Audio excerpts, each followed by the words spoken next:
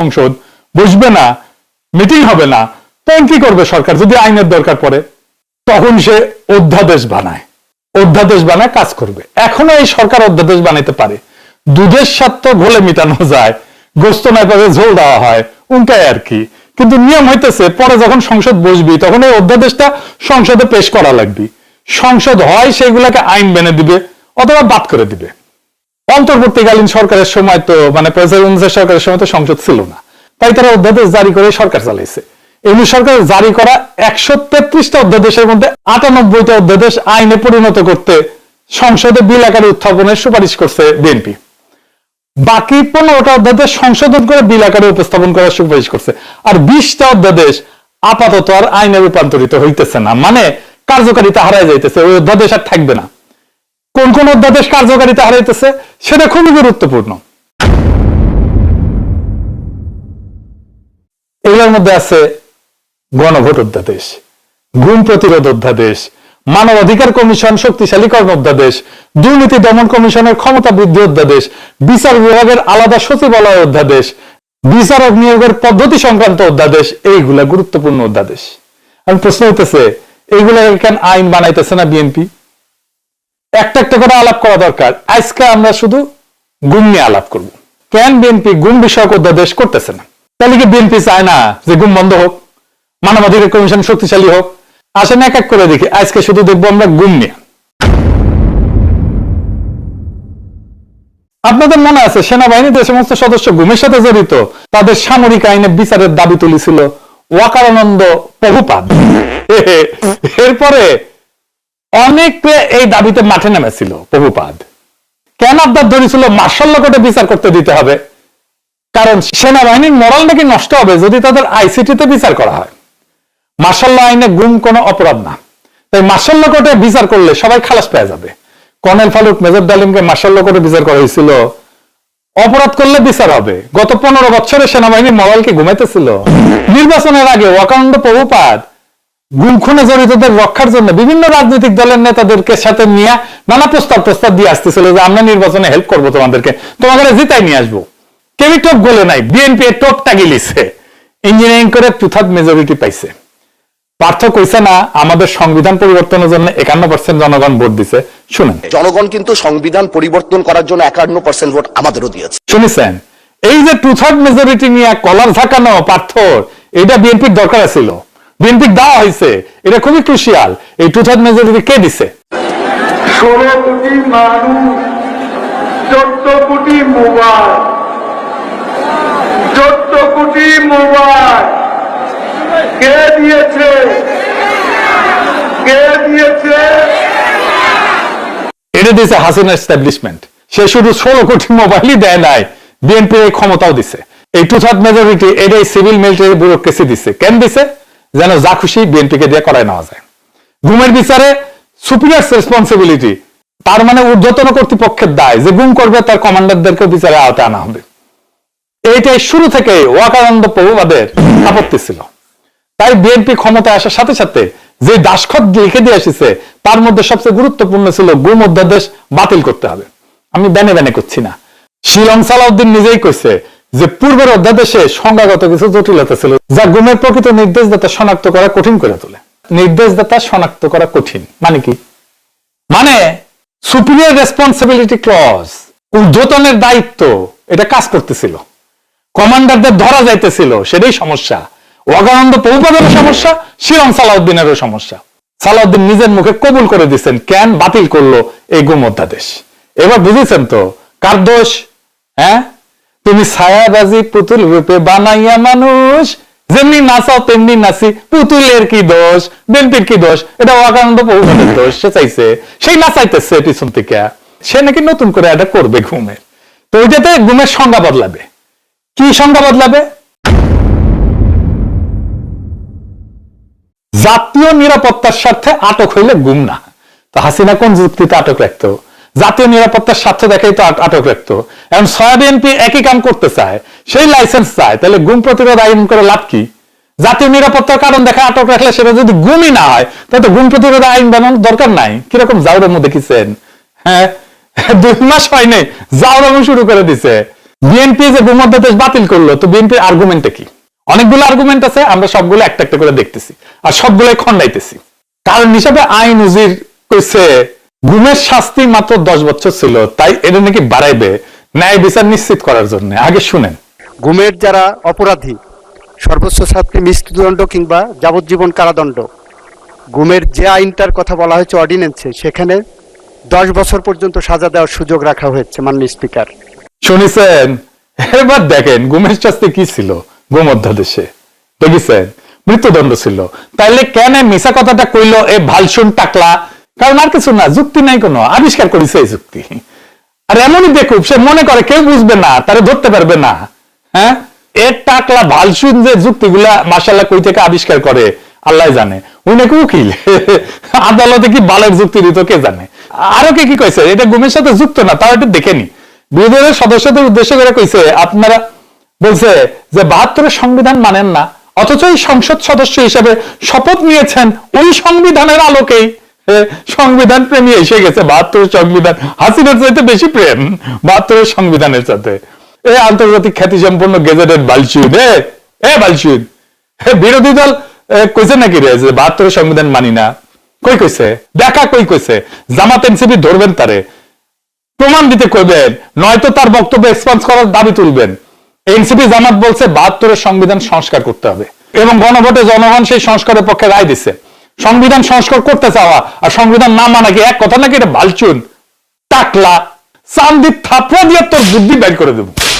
সংবিধানের 142 অনুচ্ছেদে সংশোধনের পদ দিছে, তো তাহলে সংশোধন চাওয়া সংবিধান বিরোধী হয় কিভাবে বালচুন? তার মানে সংস্কার চাওয়া আর সংবিধানকে না মানা দুটো এক করে ফেলছে। এটা শয়তানি। তাও উকিলি প্যাস হইলে কথা ছিল, এটা কুট না প্যাস। কারণ আরো আছে তার বচন। ওই কইছে জুলাই সনদের 22 নম্বর ক্লজ অনুযায়ী স্বাক্ষরকারী দলগুলো কমপক্ষে 5% নারী প্রার্থী দেবে। বিএনপি প্রায় 5% দিছে, কিন্তু জামাত আর এনসিপি একজনকে মনোনয়ন দেয়নি। জামাত এনসিপি নাকি মনোনয়ন দেয়নি, এনসিপি মনোনয়ন দিছে না, ওরা ধরবেন। এনসিপি তো মনোনয়ন দিছে, কতগুলো নারীকে মনোনয়ন দিছে দেখ বালচুন টাকলা। বালচুন জুলাই সনদ তো বাস্তবায়ন হইতে হবে, তারপরে না কওয়া যাবে যে মানছে না মানে নাই। আগে তো কবুল করতে হবে, তারপরে না বাচ্চা পয়দা করে দেখাবে যে পারিস তুই। কবুল না করে বাচ্চা পয়দা করে কইতেছি কয়া যে আমি বাচ্চা পয়দা করেছি, আর একজনকে কইতেছে যে জাউরা বাচ্চা কেন পয়দা করেন না। হ্যাঁ, আদালতে সব যুক্তি দিতিস নাকি রে? হ্যাঁ টাকলা, মক্কেল তো কোনো কেসে জিততো না মনে হয়। আবার কইছে জামাত রাষ্ট্রপতির ভাষণ বয়কট করেছে, অথচ রাষ্ট্রপতি স্বাক্ষরিত গণভোট অধ্যাদেশ মানতে চায়। এটা জামাতের নাকি মুনাফিকি চরিত্র। হ্যাঁ, প্রথমত সংসদের ধর্মীয় পরিভাষা ব্যবহার করে বিরোধী দলকে আক্রমণ করা একজন আইনমন্ত্রীর পক্ষে চরম আনপ্রফেশনাল, পার্লামেন্টারি ডেকোরামের একটা লঙ্ঘন। এইখানে স্পিকার নীরব, কবি নীরবে থাকে এই সময় যখন এরা পার্লামেন্টারি ডেকোরাম ভঙ্গ করে তার নিজের দলের লোকেরা। আমি জানি না বিরোধী দল কিছু কইছিল কিনা, এক অদ্ভুত ব্যাপার। সংসদীয় রীতি নীতি, রুলস অফ বিজনেস, ডেকোরাম, এই সমস্ত কিছু জন্ম হয়েছে বিরোধী দলের ভয়েসকে প্রমিনেন্ট করার জন্য, আর সরকারি দল এইগুলোকে ব্যবহার করতেছে নির্লজ্জভাবে বিরোধী দলের কণ্ঠরোধ করার জন্য, স্তব্ধ করার জন্য। আজীব বাত, আজীব বাত। মানে জাউরা মোড় একটা সীমা আছে তো, মানে এগুলো সব ফার্স্ট ক্লাস আন্তর্জাতিক মানে গেজেটেড জাউরা। যাই হোক, যুক্তিটাই ভুল। রাষ্ট্রপতির ভাষণ বয়কট একটা রাজনৈতিক প্রতিবাদ। বিশ্বের সকল সংসদে বিরোধী দল সময় সময় এটা করে। রাষ্ট্রপতি স্বাক্ষরিত অধ্যাদেশ মানা একটা আইনি বাধ্যবাধকতা। এই দুইটা তো সম্পূর্ণ আলাদা ক্যাটাগরি। এই দুইটাকে এক জায়গায় এনে কইতেছে মুনাফিকি। আর তৃতীয়ত, বিএনপি নিজেও তো রাষ্ট্রপতি স্বাক্ষরিত ইমপ্লিমেন্টেশন অর্ডার, জুলাই সনদ বাস্তবায়ন আদেশ এটা মানতেছে না। তাহলে আইনমন্ত্রী নিজের দলকে মুনাফিক নাকি? ওই মুনাফিকের দল করে নাকি? শালা টাকলা টাকলা। এবার আসেন দেখি আর এক ভাল শুন চিফ প্রসিকিউটর কি কইছে। ওই কইছে যে গুম অধ্যাদেশ লাগে না, আইসিটিতে একটি গুম আগে থেকে আছে। এ ভাল শুন, আগে থেকে কোথায় ছিল? 2024-এর আগস্টের আগে বাংলাদেশে কোন আইনে গুম শব্দটা ছিল না, আইসিটি একটাও ছিল না।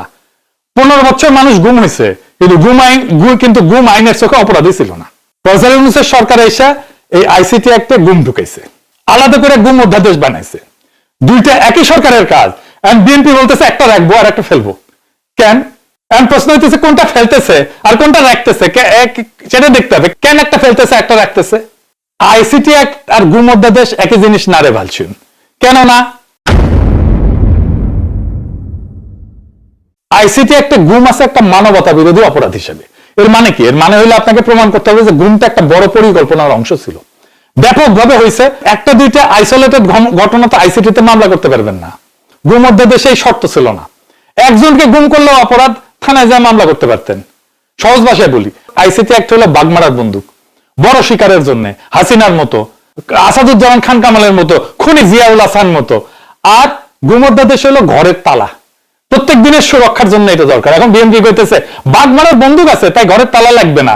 তো চোর তো রোজ রোজ আসে, বাঘ তো রোজ রোজ আসে না, ঘরের তালা খুলে দিলে চোর ঢুকবে, বন্দুক দিয়ে কি চোরকে গুলি করবে? হ্যাঁ, কামান দিয়ে গুলি কর তাইলে, আর এটা বড় কর। আর 3 নম্বর কারণ কি, গুম অধ্যাদেশে একটা বিশেষ ধারা ছিল যে গুম করছে শুধু সে না, যে নির্দেশ দিয়েছে সেও দায়ী। মানে সিপাহী ধরা পড়লে কর্নেলও ধরা পড়বে। এটাই অকারণে প্রভুপাদের গলার কাটা ছিল, এটাই বাতিলের আসল কারণ। 15টা অধ্যাদেশ সংশোধন করে পাশ করা হয়েছে, পুলিশ কমিশন অধ্যাদেশ সংশোধন করে পাশ করেছে, শ্রম আইন সংশোধন করে পাশ করেছে। সমস্যা থাকলে ঠিক করে পাশ করো, ফেলে দাও কেন? গাড়ির ব্রেকে সমস্যা এলে ব্রেক ঠিক করো, গাড়ি ভাঙে দিতে দাও কেন? ভাঙ দিতে দিলে বুঝতে হবে যে গাড়ি চালাইতে চাও না তুমি। এর উপর হয়েছে কি, চিফ প্রসিকিউটর আইসিটির লোক, গুম অধ্যাদেশ বাতিল হইলে সব মামলা তার কোর্টে যাবে, তার ক্ষমতা বাড়বে। তাই কইতেছে ওই আইন লাগে না, সব আমার কাছে আনো, আমি আছি তো। দোকানদার কইতেছে পাশের দোকানে যাওয়ার দরকার নাই, সব আমার দোকানেই পাবেন। হ্যাঁ, এটা তো পরামর্শ না, এটা তো নীতির কথা না, এটা আইনের কথা না, এটা ব্যবসা। ব্যবসা, ওইখান থেকে আসবে আর টাকা খাবা। তোমার বিএনপির লোকজন তো টাকা খায় ওইখান থেকে, দেখছে তো। আর মজার কথা, নিজেই করছে আজ যে সংশোধনী পাশ হয়েছে সেটা পুরো টেক্সটটা পড়েনি, কিন্তু বক্তৃতা ঝাড়বি ওই আর পড়েনি, কিন্তু বলে দিতেছে গুম অধ্যাদেশ লাগে না, প্রেসক্রিপশন না পড়ে বলতেছে ওষুধ লাগবে না। এটা কোন ধরনের ডাক্তারি রে বালচুন? এরকম কনফিডেন্সের সাথে বলে যাওয়া আরেকজন হইতেছে শিরম সালাউদ্দিন। তারেক রহমানের পক্ষে সে বক্তব্য দেয় সংসদে, তারেক রহমান সংসদে বসে বসে হাততালি দেওয়া ছাড়া আর কিছু হয় না, আর মাঝে মাঝে কারো পিঠ চেপে দেয়। এই সংসদের সবচেয়ে জোরালো কণ্ঠ হইতেছে শিলং সালাউদ্দিনের। তারেক রহমান বসে থাকে কিছু না বইলা, কথা বলে শিলং সালাউদ্দিনের দিয়া। দেখেন, জনাব সালাউদ্দিন আহমদ সংসদ নেতার পক্ষে বক্তব্য রাখছেন। মাননীয় স্বরাষ্ট্রমন্ত্রী। মাননীয় স্পিকার, আপনাকে ধন্যবাদ। ইয়েস, মাননীয় স্পিকার, আমি মাননীয় সংসদ নেতার পক্ষে বক্তব্য রাখছি। মাননীয় সংসদ নেতা সর্বশেষে বক্তব্য রাখবেন কিনা সেটা তার প্রিরোগেটিভ, কেউ ডিকটেট করতে পারে না, এটাই বিধি। দেখেছেন, সে দেখেন কনফিডেন্টলি কইতেছে সংবিধান সংস্কার হয় না, সংশোধন হয়। শোনেন, সংবিধান হয়, রহিত হয়, স্থগিত হয়, সংশোধন হয়, বাতিল হয়, ইত্যাদি হয়। সংবিধান তো সংস্কার হয় না। মাননীয় স্পিকার, সংশোধনকে আমরা সংস্কার মনে করে যদি একসাথে বসতে পারি ভালো। শুনেছেন? আচ্ছা, এডিটর সাহেব, বিভিন্ন দেশের সংবিধান সংস্কারের রেফারেন্স গুলো দেখান না, বইপত্রগুলো দেখেন, এটার পরে এটা দেখান। দেখেছেন? আচ্ছা, বাদ দিলাম সংশোধন হয় না। বিএনপির 31 দফার প্রথম দফায় তো সংবিধান সংস্কার নিয়া, যে সংবিধান সংস্কার হয় না সেটা বিএনপি কেন তার প্রথম দফা বানাইলো? এবং অন্য সবকিছু বাদ দেন, নিজে যেটা দাবি করেছেন তাদের প্রথম প্রধান প্রতিশ্রুতি হিসেবে, সেটাই তার সেই দলের নেতা বলে এটা হয় না। মানে চিন্তা করেছেন কি রকম জাউরামু, পাবলিককে কিরকম বোকা ভাবে, মানে কতখানি অশ্রদ্ধা পাবলিকের ইন্টেলিজেন্সের উপরে। আচ্ছা, আবার দেখেন আরেকটা জিনিস, কইছে রাষ্ট্রপতি আদেশ জারি করতে পারে না। সে নাকি রাষ্ট্রপতিরে কইছে আপনি কি আদেশ জারি করতে পারেন? চুপ নাকি কইছে আমি পারি না, আমাকে পারাচ্ছে। শুনেন, আমি মহামান্য রাষ্ট্রপতির সাথে তখন কথা বলেছিলাম যে মহামান্য রাষ্ট্রপতি, আপনি কি আদেশ জারি করতে পারেন? বলে আমি তো পারি না, কিন্তু আমাকে পারাচ্ছে। এখন শুনেছেন, এক বেকুব আর এক বেকুবকে জিজ্ঞেস করতেছে, সেটা শুনে সব বেকুব টেবিল চাপড়াইতেছে, টেবিলই চাপড়াইতেছে। সংবিধান করে তো বিএনপি ফেনা তুলে ফেললো।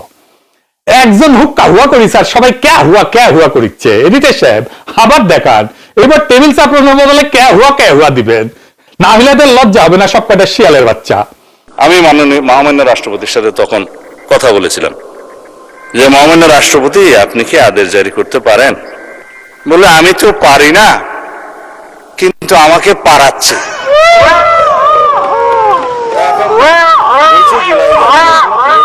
সংবিধান করে, সংবিধান পড়ে দেখিস তোরা? পড়ে তো দেখিস নাই। আসেন সংবিধানে দেখি রাষ্ট্রপতি আদেশ দিতে পারে কিনা। এই দেখেন, সংবিধান কইছে ইংরেজি, যেহেতু কইছে তাহলে ঠিকই কইছে, তাই না? আমি বাংলা করে কইতেছে রাষ্ট্রপতির নামে প্রণীত আদেশ সমূহ, ভালো করে দেখেছেন আদেশ সমূহ, এইটা সে আন্ডারলাইন করে দেন। অন্যান্য চুক্তিপত্র কিরূপে সত্যায়িত বা প্রমাণিত হবে রাষ্ট্রপতি তাহা বিধিসমূহ দ্বারা নির্ধারণ করিবেন এবং অনুরূপভাবে সত্যায়িত বা প্রমাণীকৃত কোন আদেশ বা চুক্তিপত্র